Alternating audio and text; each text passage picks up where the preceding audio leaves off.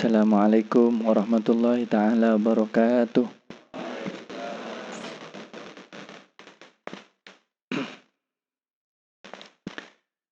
Ila hadratin Nabi Mustafa Sayyidina wa Habibina wa Syafi'ina Maulana Muhammadin sallallahu alaihi wasallam wa ila abai wa ikhwanihi minal anbiya wal mursalin wa ila jami' ahli baitihi wa ahli wa ashabihi wa tabi'in wa tabi'in wa ila jami'il malaikatil muqarrabin wa ila jami' awliya'ikas salihin wa alaimatil mujtahidin wa ulama'i wal amilin, khususan ila al-imam Ibnu Hajar al-Asqalani sahib kitab Bulughul Maram, Imam As-San'ani al-Amir al-Kabir, jami'il qurra wal hufadh wal muhaddithin wal mufassirin wal muhaddithin wal fuqaha wa jami' masyayikhina fid din wa masyayikhim sun masyayikhina bi Ma'had An-Nurul Jadid wa walidina muallimina wa asatidina marasan marasan syalillah lana wa lahumul fatihah. A'udzu billahi minasy syaithanir rajim. Bismillahirrahmanirrahim. Alhamdulillahi rabbil alamin arrahmanir rahim. Iyyaka na'budu wa iyyaka nasta'in ihdinas siratal mustaqim.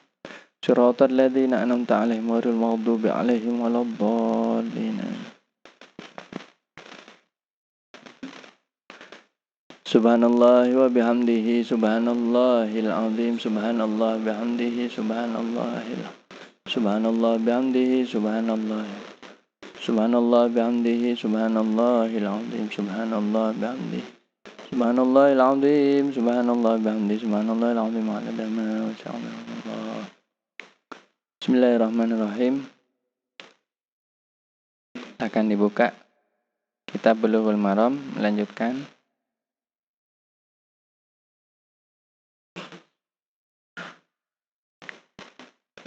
Nah, siapa yang bertugas membaca?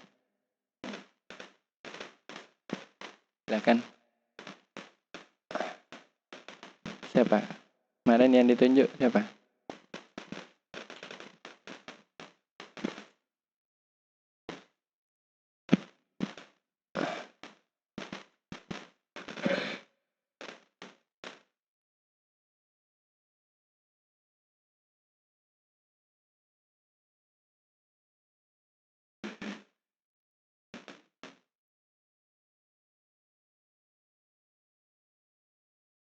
Dah, baca dah perwakilan pokoknya. An Amr ibn Syu'aibin ya.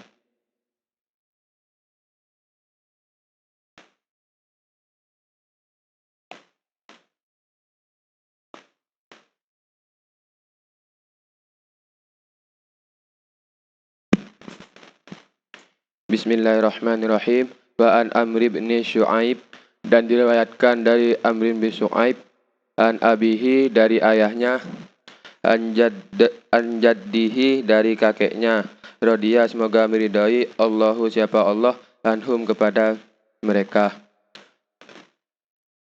Anna sesungguhnya Rasulullah sallallahu alaihi wasallam, bahwasanya Rasulullah sallallahu alaihi wasallam qala bersabda, siapa Rasulullah sallallahu alaihi wasallam,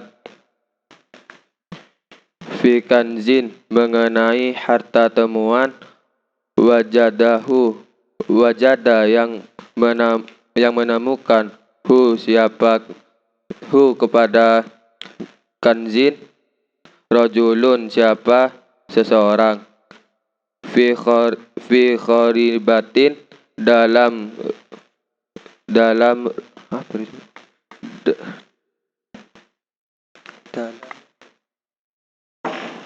reruntuhan. In wajadtahu, Di kamus artinya apa? Reruntuhan. Kharibah gimana ya Pak? Ya? Maka non ghairu maskun, tempat yang tidak berpenghuni ya. Tempat yang tidak berpenghuni dan tidak ada pemiliknya, tidak bertuan ya. Tempat yang tidak berpenghuni dan tidak bertuan.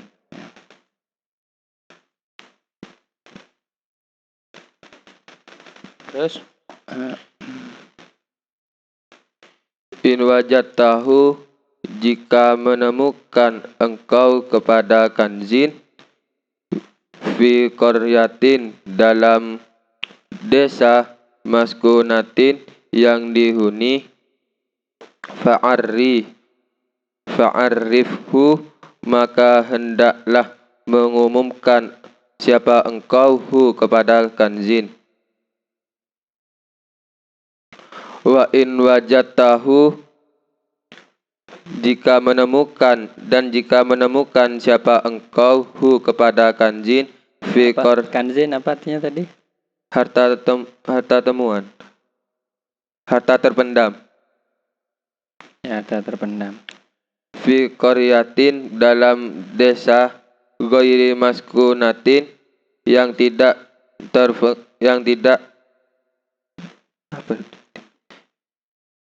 tidak ditinggali fafihi maka ialah di dalamnya kanzin wa firrikazi dalam rikas al-khumusi adapun al-khumusu adapun seperlima. Akhrajahu mengeluarkan hu kepada hadis Ibnu Majah. Siapa Ibnu Majah? Bi isnadin Ibnu Majah. Jimnya itu bukan tasydid. Ibnu Majah. Ibnu Majah. Siapa Ibnu Majah? Bi isnadin dengan sanad hasanin yang hasan.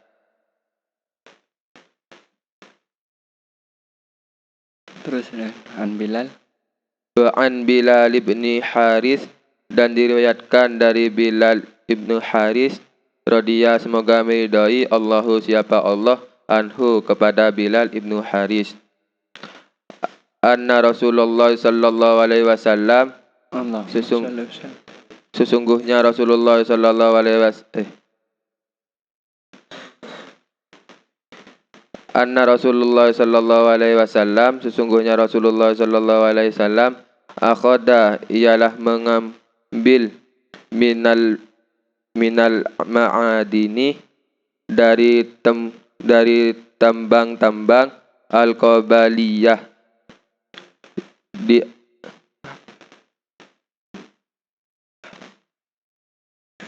al-qabaliyah daerah Qabaliyah as-shadaqata kepada zakat. Rawa meriwayatkan hu kepada hadis Abu Dawud. Siapa Abu Daud? Tak tolong ambilkan kitab Fathul Qorib ya. Fathul Qorib. Tak tolong ambilkan Fathul Qorib yang di belakang, biar ini belakangnya. Punya. Oh ini ada enggak sudah.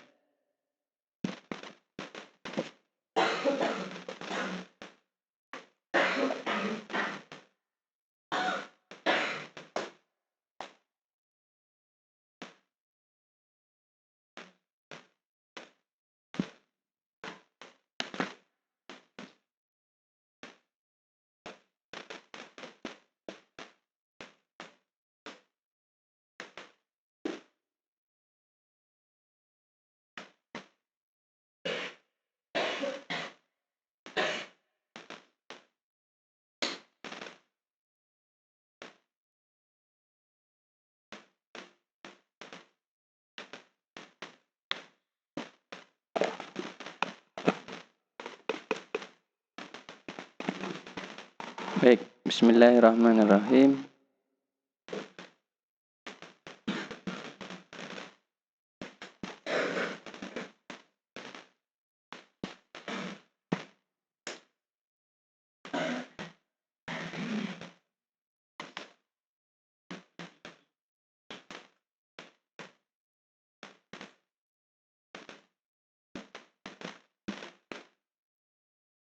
Di sini di dalam hadis Amr bin Syu'aib ya, dari kakeknya, dari ayahnya, dari kakeknya. Ini kakeknya ini seorang sahabat ya. Rasulullah SAW bersabda, fi kanzin wajadahu ila akhirih. Artinya kalau ada harta yang terpendam, kanzun itu harta yang terpendam, yang ditemukan di tempat yang kosong, yang tidak berpenghuni dan tidak ada tuannya, tidak bertuan, maksudnya tidak dimiliki. Ini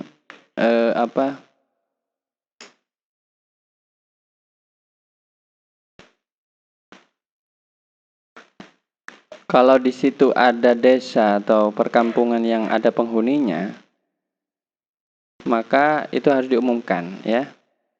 Harta itu harus diumumkan. Itu namanya lukotoh. Dan kita tahu harta lukotoh itu harus diumumkan, artinya barang temuan. Ya. Nah, mengenai hukum-hukum lukotoh, kita bisa melihat di kitab-kitab fikih secara detail di sana. Bagaimana hukum barang temuan itu harus diumumkan dalam waktu tertentu yang sekiranya sesuai dengan tingkat nilai dari barang itu. Kalau itu barang itu emas misalnya atau uang 1 juta misalnya, diumumkan berapa? Sekurangnya berapa? 40 hari ya. Atau satu bulan ya. Dari barang. Dan tidak boleh disimpan atau langsung dibelanjakan barang itu. Takutnya itu milik orang yang jatuh atau milik ahli waris dari orang yang sudah yang pernah mewarisi dari kakeknya atau mbahnya atau leluhurnya dan seterusnya. Tapi kalau harta itu ada di tempat yang juga tidak berpenghuni, maka barang pendaman itu dan di dalam rikas itu artinya barang yang dipendam dari zaman jahiliyah, zaman pra-Islam. Misalnya kayak ada emas atau perak dari zaman Majapahit misalnya. Dari zaman itu pokoknya sebelum Islam datang ke Indonesia ini, dari zaman prasejarah atau zaman dulu misalnya zaman kerajaan-kerajaan, itu rikas ya. Jadi rikas itu hanya teruntuk pada emas dan perak yang terpendam dari zaman dulu, maka itu wajib zakat.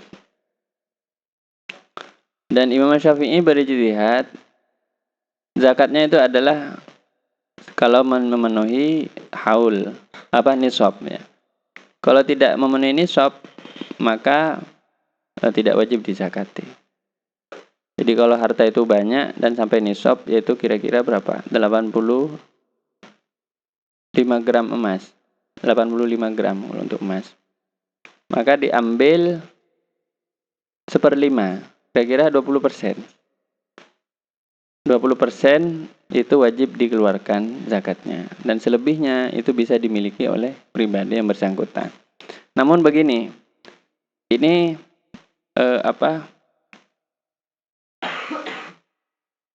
ini untuk zaman sekarang seringkali terkendala dengan aturan negara ya. Sekarang itu negara punya kebijakan. Kalau ada harta di wilayahnya, maka itu harus disetor kepada negara. Nanti negara yang akan mengumumkan. Ini kan misalnya kita dulu pernah di sini nelayan menemukan bom. Tapi bom ini kalau mungkin ya, bisa jadi barang antik ya, bisa jadi bernilai. Jadi zaman dulu itu sudah berpuluh-puluh tahun. Hanya dilaporkan kepada aparat kayak gitu.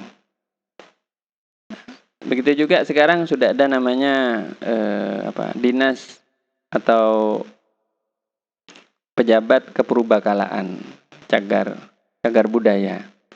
Biasanya kalau ada arca, ya, relik atau barang-barang kuno, itu tidak boleh dimiliki pribadi biasanya di Indonesia itu. Maka bagaimana caranya? Karena di sini tidak menyinggung negara, ya. Ini mungkin khusus bagi yang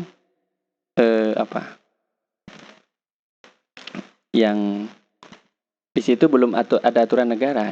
Ada aturan negara, ya maka menjadi tugas negara untuk menjadikannya rikas atau luqattah. Ya. Tapi sebenarnya hak pribadi itu bisa memilikinya sebenarnya. Seandainya negara itu kemudian menangkap dia tidak punya hak. Negara itu tetap harus menghormati aturan Islam.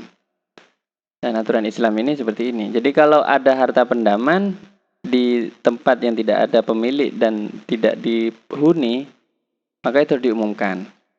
Tapi kalau itu tempat itu lingkarannya di sekelilingnya itu ada kampungnya, ada perkampungan yang ditempati. Tapi kalau tidak ada orang sama sekali, misalnya di satu pulau tidak ada orang ya, terus Anda menemukan emas 1 kintal misalnya, Anda kaya raya langsung mendadak. Itu maka Anda tetap harus berzakat 20%. Gitu. Nggak usah jauh-jauh gitu. Saya suatu saat pernah, ini terjadi konflik sampai. Pernah ada orang, dia itu profesinya cuma tukang ojek. Kenapa? Ya profesinya itu tidak seberapa penghasilannya itu. Terus tidak sengaja dia itu menemukan ada orang memberikan kepada dia itu cincin. Cincin itu ada batu mulianya ya, semacam batu merah atau hijau itu yang anu itu loh, yang yang mahal itu loh. Dia menyangka itu cuman batu safir atau batu apalah, batu yang kecil yang harganya itu paling cuman 200.000, 300.000 gitu. Ternyata dia itu lihat, terus dia ingat, ternyata yang pakai batu kayak gitu Megawati katanya. Megawati itu ya itu ketua partai politik PDI itu ya, orang terkenal di Jakarta itu. Dan ternyata setelah dia lihat ini harganya 1 miliar. Nah, rupanya ketika dia megang barang berharga ini, dia itu diincar oleh beberapa orang. Akhirnya ada satu orang yang mencuri atau mencopet ya barangnya itu dan hilang sekarang. Walaupun polisinya nyari juga enggak ketemu. Nah itu barangnya kecil seperti ini. Dia bilang ke saya kehilangan barang berharga katanya. Apa itu? Batu seperti ini. Nah yang pakai ini katanya orang-orang pejabat ini. Paling rendahnya harga ini 500 juta ini. Batu kayak gini. Nemu di mana sampean katanya? Saya itu enggak sengaja dikasih orang katanya. Ya mungkin rezeki saya katanya. Ya rezeki gimana sampai enggak menikmati katanya. Ternyata sudah keburu diambil orang. Maka kalau ada harta-harta berharga seperti itu bagaimana? Kalau diumumkan nanti semua orang ngaku itu. Nah, itu maka sebenarnya itu saya kira harus menjadi tugas tanggung jawab negara. Harta seperti itu tidak boleh dimiliki oleh pribadi, harus diserahkan kepada negara, biarkan negara yang mengumumkan. Tapi sekarang repot juga, negaranya tidak jujur. Diambil juga sama pejabatnya hilang. Karena diganti fotokopian, bukan fotokopian, diganti yang mirip, tiruannya, imitasinya. Jadi ada memang jenis-jenis batu mulia seperti itu. Tapi ini aturannya adalah dia diumumkan. Kalau itu dia mendapatkan di tempat yang tidak diumumkan, maka itu masuk kepada hukum rikas. Jadi ada 2, hukum luqattah dan rikas. Saya tidak begitu ingat ya hukum-hukum luqattah. Nanti harus dicek ke kitab yang besar. Apa saja syarat-syaratnya luqattah sama maaf saya agak lupa sekarang. Jadi intinya luqattah sama rikas itu beda. Kalau rikas tadi itu ya, barang pendaman dari zaman jahiliyah berupa emas atau perak. Dan itu zakatnya 1/5 alias 20%. Atau 20%. Nah, adapun ini barang temuan juga dan ditemukan di tempat yang tidak ada penghuninya. Nah, ini. Maka itu juga termasuk dalam zakat wajib dizakati 20%. Kalau itu di tempat yang berpenghuni, maka wajib diumumkan dan ya barang siapa sesuai merasa memiliki atas itu dengan bukti-bukti yang kuat ya berarti diserahkan harus. Nah ini aturannya ya harus diketahui. Makanya Anda kalau nanti menemukan batu mulia apa misalnya, tapi di gunung itu siapa pemiliknya? Tidak ada. di gunung ya, gunung itu kan bukan milik orang, tapi milik Allah ya. Maka Anda itu tidak wajib mengumumkan, langsung itu menjadi rikas ya.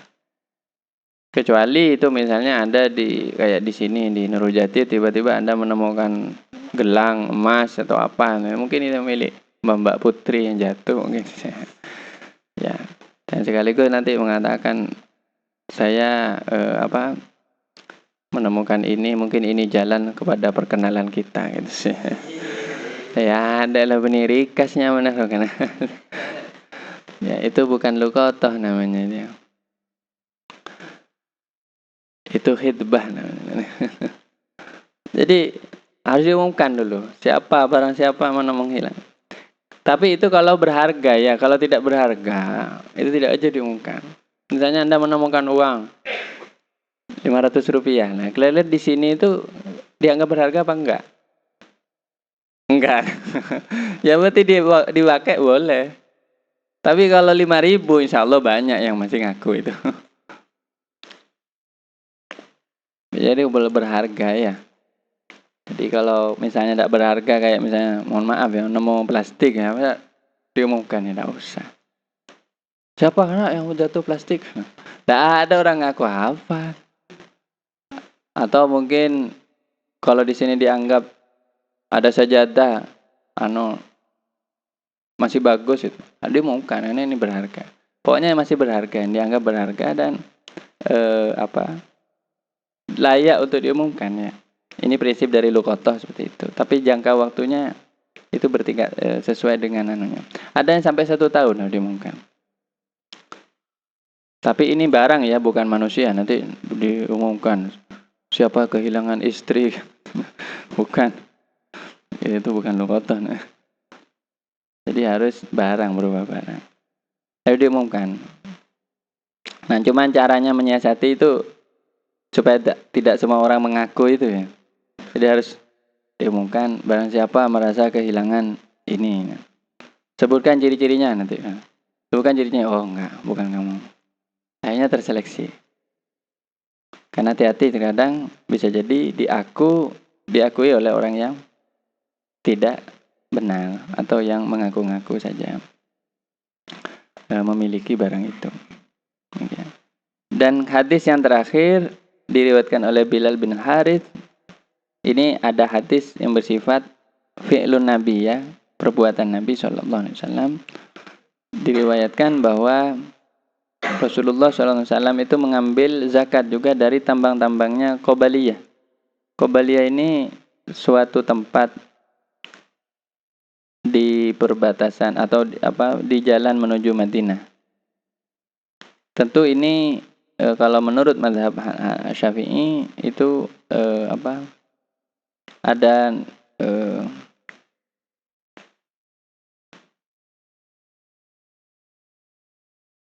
zakat tambang itu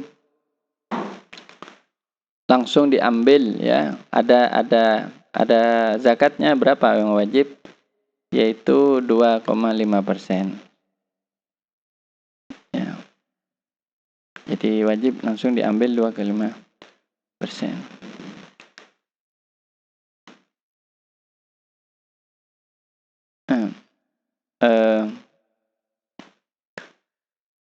Ini kalau dulu kita bicara tambang ya.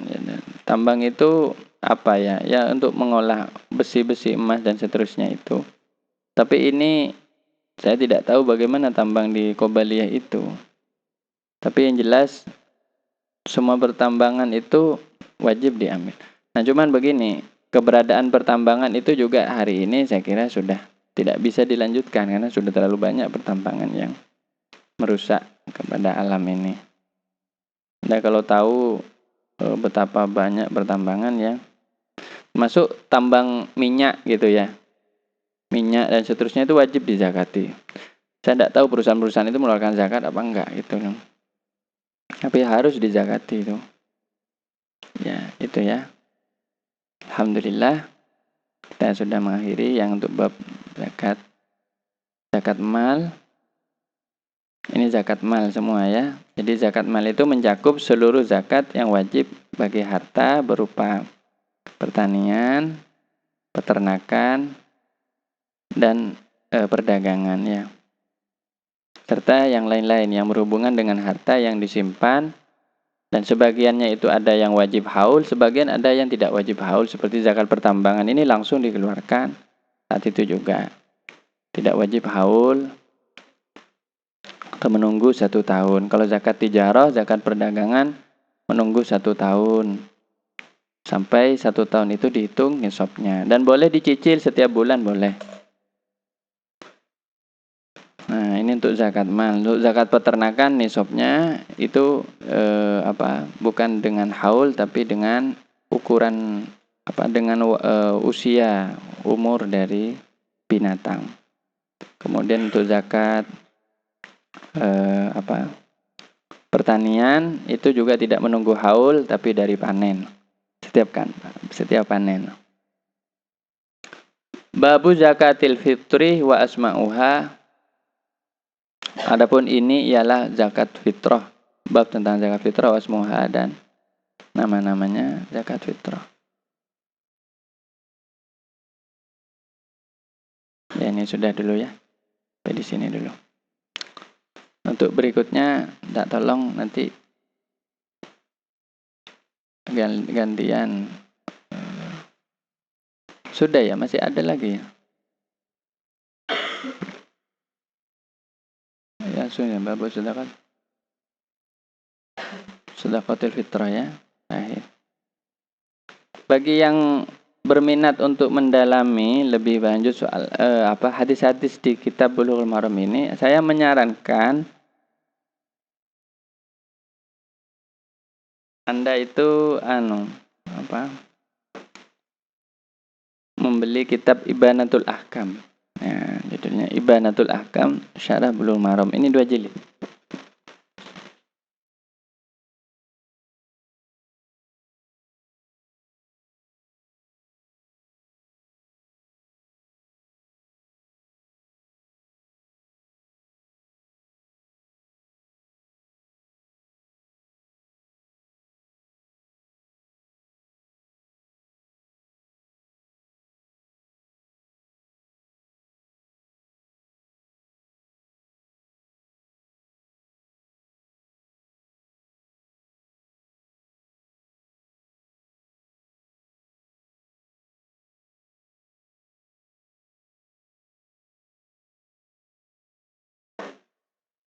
Bisa beli kalau punya uang, punya tabungan.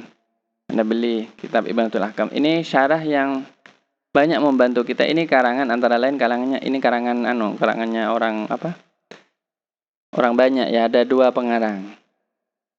Syekh Alawi Abbas Al-Maliki dan Syekh Hasan Sulaiman An-Nuri. Ini 2 ulama hadis.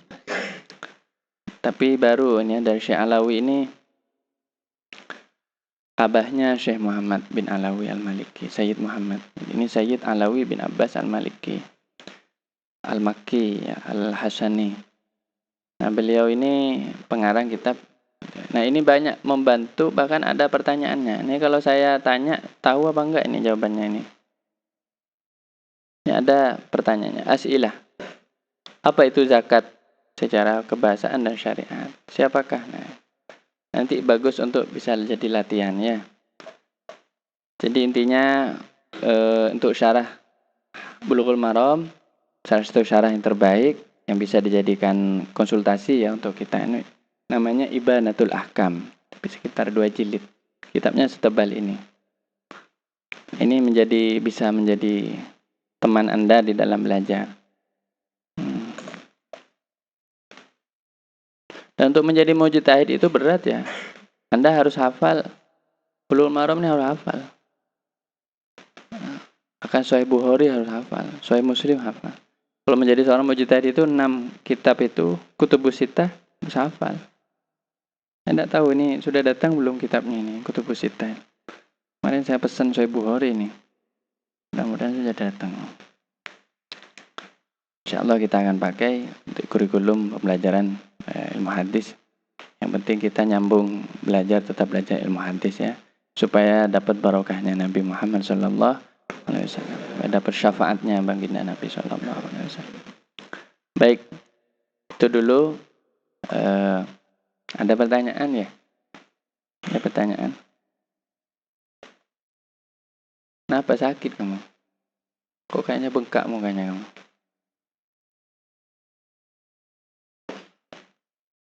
Ada pertanyaan?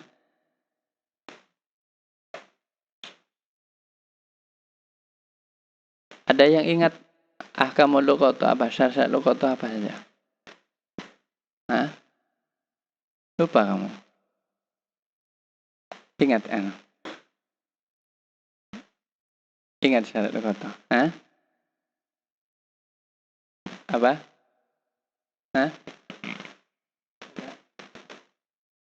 Bukan makanan, iya, enggak bukan makanan. Apa lagi? Barang berharga kan ya. Terus diumumkan berapa lama? Ada sampai 1 tahun. Ada. Jadi kalau barang sangat berharga ya jangan cuma diumumkan 1 hari.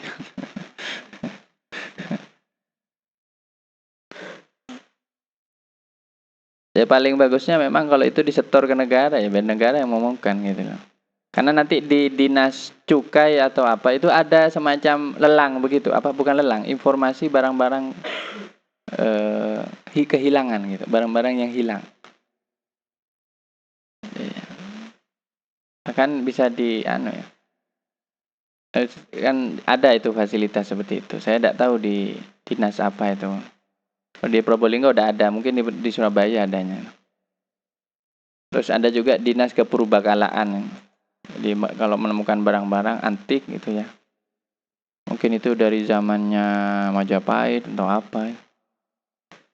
Ya, kayak di sini di Karanganyar nih ada. Itu apa itu kayak lesung gitu. Kayak lesung begini. Jadi sama gini. Nah, jadi lesung tumbuhan padi itu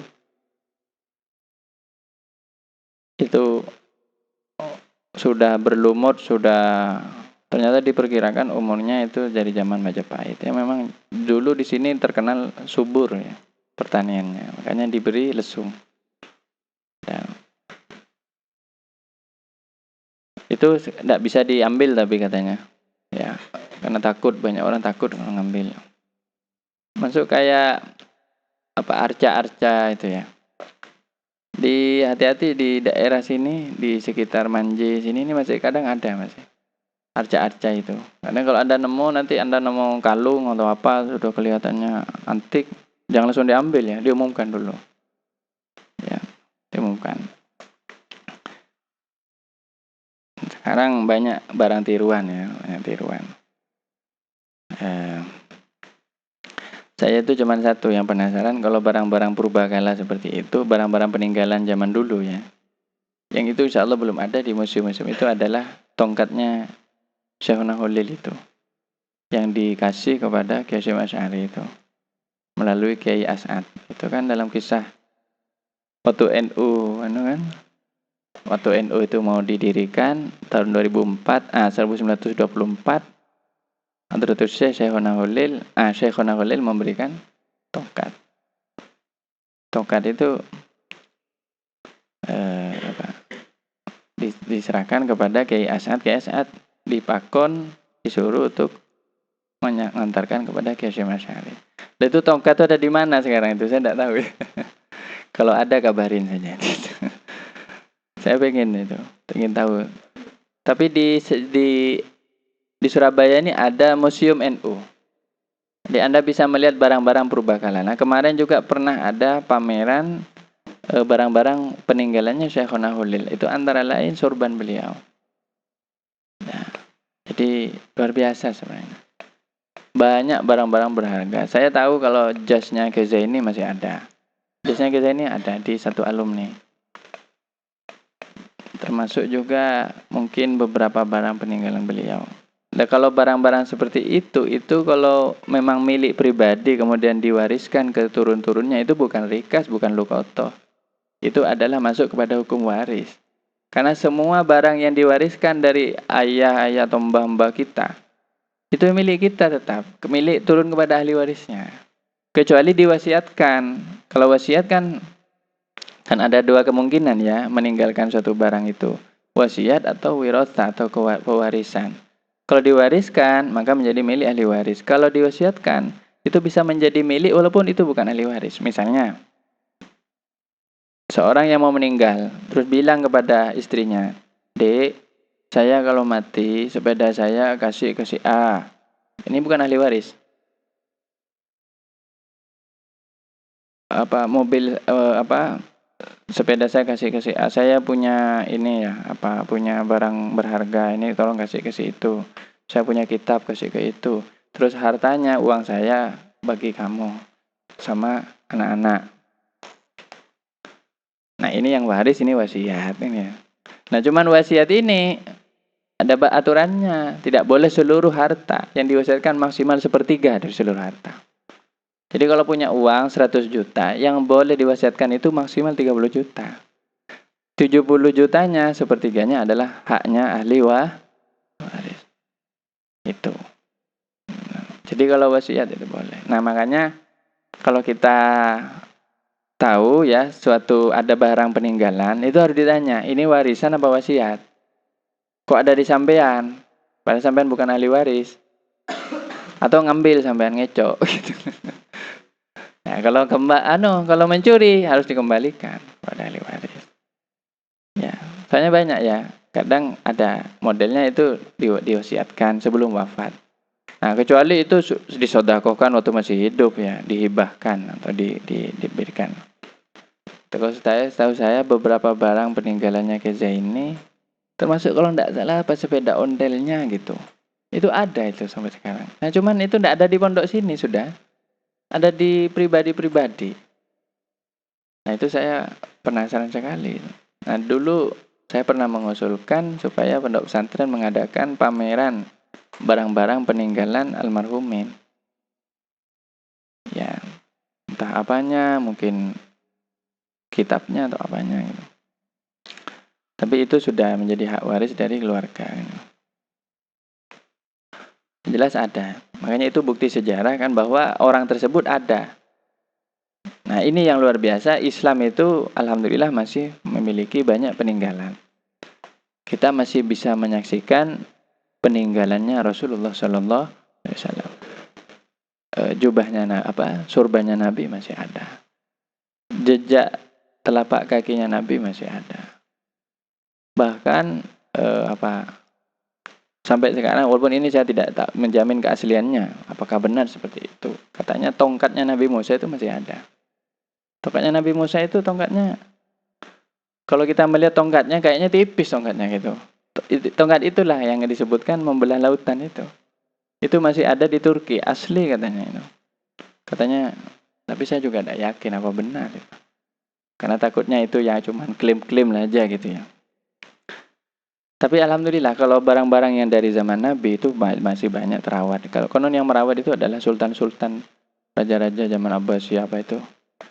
Bahkan mangkok di zaman Nabi itu ada. Mangkoknya Kanjeng Nabi yang biasa dipakai untuk beliau minum. Itu ada.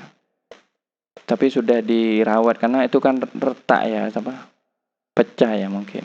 Jadi sudah istilahnya sudah di.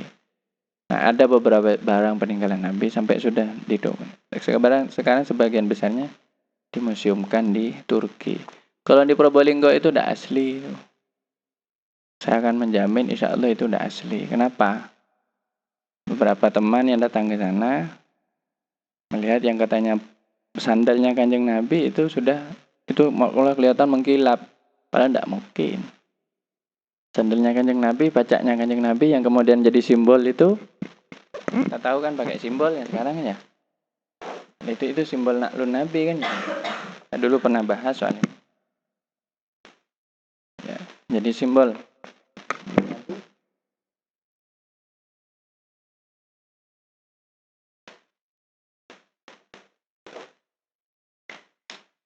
Sekarang biasanya dipakai di toko-toko di rumah-rumah.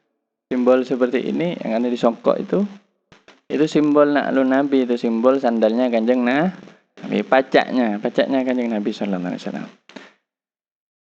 Jadi Nabi itu punya beberapa sandal ya. Ada na'lun yang seperti itu. Ada yang khuf. Yang khuf itu yang sepatu. Sepatu perjalanannya beliau. Nah ini yang karena sandal ini yang katanya dibawa waktu Isra Mi'raj. Nah ini makanya ini sakral ini. Luar biasa ini. Makanya kalau banyak orang tabarukan dengan simbol ini bukan apa. Ini kan mengingatkan kepada Nabi Muhammad SAW. Nah, ini sandal yang asli itu yang masih itu di Turki. Saya makanya kaget kok tiba-tiba di Probolinggo heboh katanya ada barang sandalnya Nabi di sini nih. Wow. Nah, iya dan saya. Ya, nyata itu tiruan sepertinya, tiruan saja. Itu sudah apa semacam jadi buat imitasinya. Jadi Anda jangan gampang percaya juga kalau ini barang-barang peninggalan Nabi. Jangan gampang percaya. Tapi lihat dulu ini asli apa enggak gitu. Lihat. Ya. Kalau beberapa yang masih bisa selamatkan alhamdulillah termasuk ini zirah tempurung helmnya Kanjeng Nabi waktu perang Uhud. Itu helmnya itu mencong begini di sini. Ada sedikit mencongnya ya. Kenapa? Itu yang kena batu yang kemudian gigi Kanjeng Nabi patah. Itu kalau melihat tempurung itu nangis. Kenapa? Dia akan melihat benar-benar Rasulullah saat itu sedang menderita, sedang sakit ya. Karena kan kena lempar Kanjeng Nabi kan kena lempar batu. Nah itu sampai zirah beliau itu kan ada zirahnya seperti ini ya. Itu sampai patah.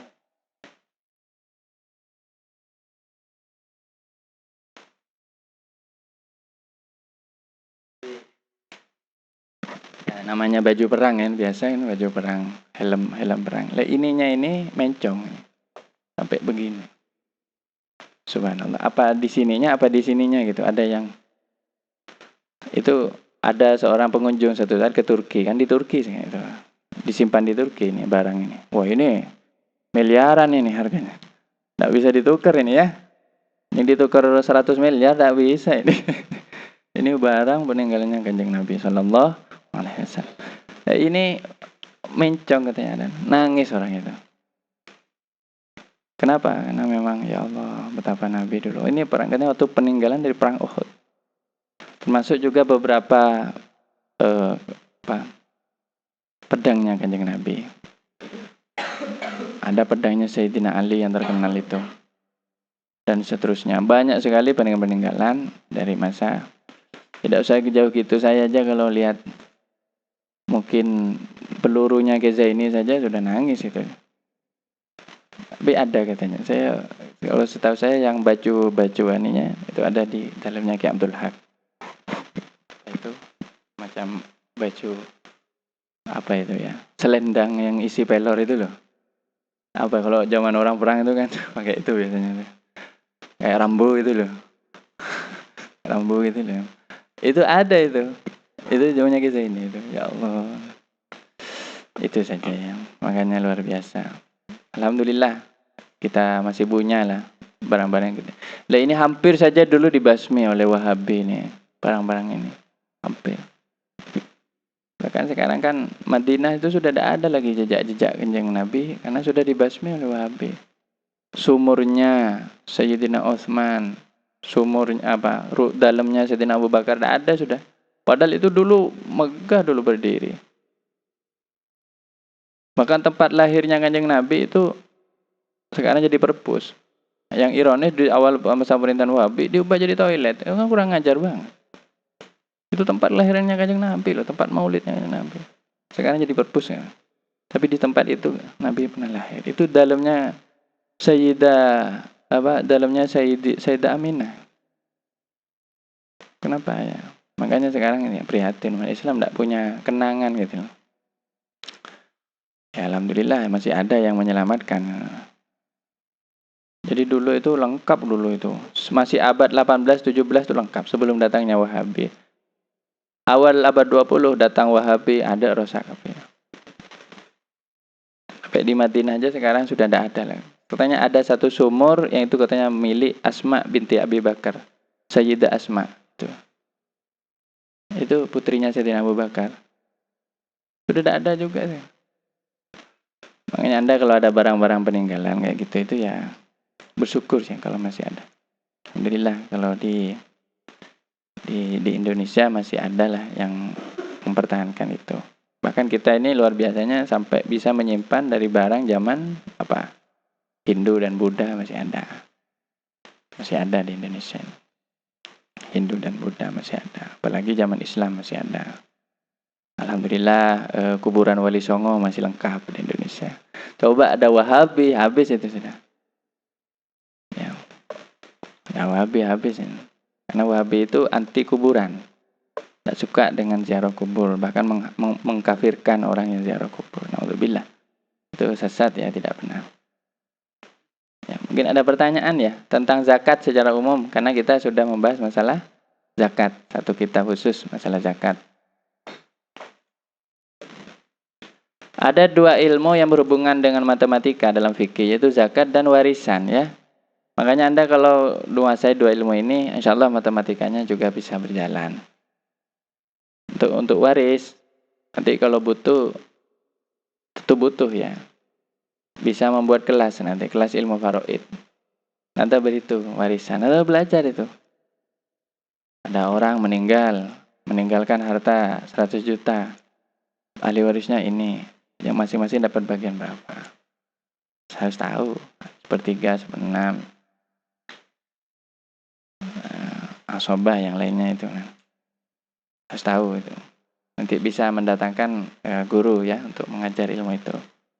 Alhamdulillah. Masih ada yang belajar ilmu faraid ini. Jadi saya tidak bisa detail kalau di forum pengajian seperti ini terlalu sempit. Mungkin ada yang masalah zakat, ada? Tanya. Ada? Ada? Tidak ada? Jadi zakat mal itu mencakup apa saja? Petani, apalagi? Peternak, perda, apalagi? Apa? Ya, tambangan dan zakat mal.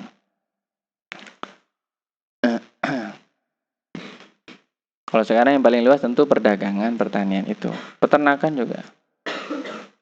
Coba luas sekarang. Sekarang peternak di Indonesia itu peternak.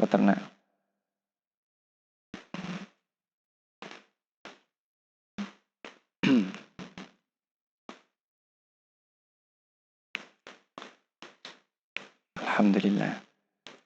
Kalau harta yang ditarik dari ahlul kitab, kalau itu zaman itu namanya harta apa? Jizyah ya, bukan zakat ya. Kalau dari ahlul kitab yang hidup di negeri yang mayoritas muslim, kemudian harta itu tadi itu maka jizyah. Kalau sekarang Indonesia, karena Indonesia ini tidak menganut syariat Islam secara utuh, maka di sini hanya berlaku pajak. Jizyah itu namanya pungutan atau pungutan yang wajib kepada non-muslim. Itu jizyah ya. Tidak banyak pungutannya, berapa persen? Ya, tidak banyak. Tergantung kebijakan dari imam itu ya. Tidak banyak yang jelas. Harta jizyah itu. Apa 2,5%, apa maksimal 20% gitu. Pokoknya tidak banyak. Tidak sampai 50%. Itu harta jizyah. Kalau harta yang diperoleh selama perang namanya apa? Harta rampasan, harta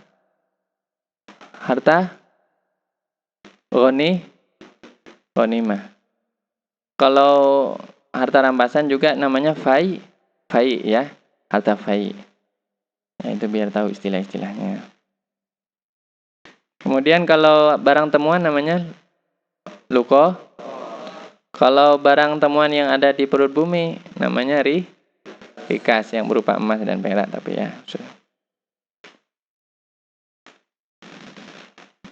Baik, itu saja. Kalau tidak ada pertanyaan saya cukupkan sampai di sini. Nafa'anallahu biyakum. Assalamualaikum warahmatullahi wabarakatuh.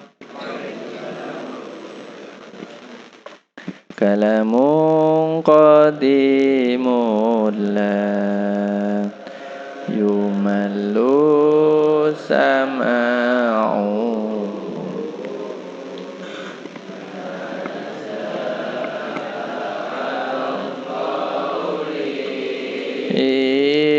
wa fi'li wa niyati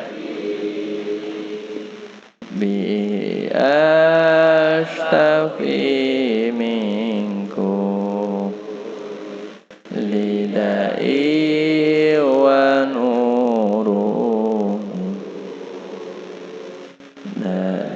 dalilul liqalbi ain dajali wa hayrati faya rabbi mati'ani bisirri hurufi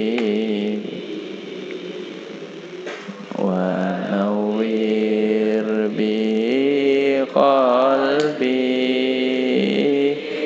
wa sam'i wa muqalati faya rabbi wafiqni bitaqwaka ya Allah faya rabbi irhamni bihusni khatimah Allahumma ij'alna akhira kalamina minad dunya la ilaha illallah. Assalamualaikum warahmatullahi wabarakatuh.